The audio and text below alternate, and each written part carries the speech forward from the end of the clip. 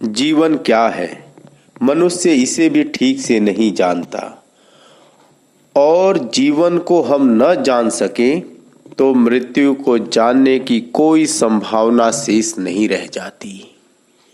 मनुष्य जीवन को यूं ही व्यर्थ गंवाता चला जाता है। जब मृत्यु नजदीक आन पड़ी मालूम होती है, तब वह जीवन को फिर से जीना चाहता है। जीवन ही अपरिचित और अज्ञात हो तो मृत्यु परिचित और ज्ञात नहीं हो सकती। जो जीवन को न जान सका, जीवन में अपने से स्वयं का परिचय न जान सका, वह मृत्यु से क्या परिचित हो पाएगा। सच तो यह है कि चूंकि हमें जीवन का पता नहीं है, इसलिए मृत्यु घटित होती प्रतीत होती है। नहीं तो मृत्यु जैसा कोई शब्द है ही नहीं। जो जीवन को जानते हैं उनके लिए मृत्यु एक असंभव शब्द है, जो न कभी घटा, न घटता है और न ही घट सकता है। लेकिन याद रखें, जो जीवन को न समझ सका, जो जीवन की सर्वव्यापता में स्वयं को न घटा सका, तो वह मृत्यु को क्या समझेगा। उसके लिए मृत्यु तो मात्र एक शब्द है। शब्दों में कुछ भी सत्य नहीं है।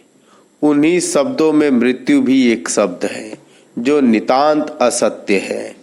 क्योंकि जगत में जितने भी शब्द हैं वह बिल्कुल झूठे हैं। उन शब्दों में कोई भी सत्य नहीं है, क्योंकि यह जीवन ही सत्य नहीं है उनके लिए जिन्होंने जीवन को संपूर्ण रूप से जिया नहीं। मृत्यु जैसी घटना कहीं भी नहीं घटती है, लेकिन हम लोग तो रोज मरते देखते हैं। चारों तरफ रोज मृत्यु घटित होती मालूम देती है।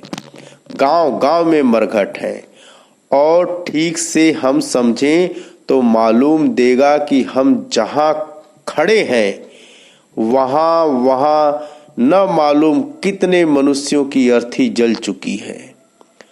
जहां हम निवास बनाए हुए हैं उस भूमि के सभी स्थल मरघट रह चुके हैं।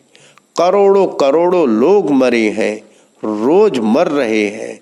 अगर मैं कहूं कि मृत्यु जैसा झूठा शब्द नहीं है मनुष्य की भाषा में, तो आश्चर्य होगा। लेकिन जो जीवन की संपूर्णता को न जी सका, उसके लिए तो मृत्यु मृत्यु ही है। वह मरेगा, लेकिन वह जीवन को भी पूर्ण रूप से न जी सकेगा।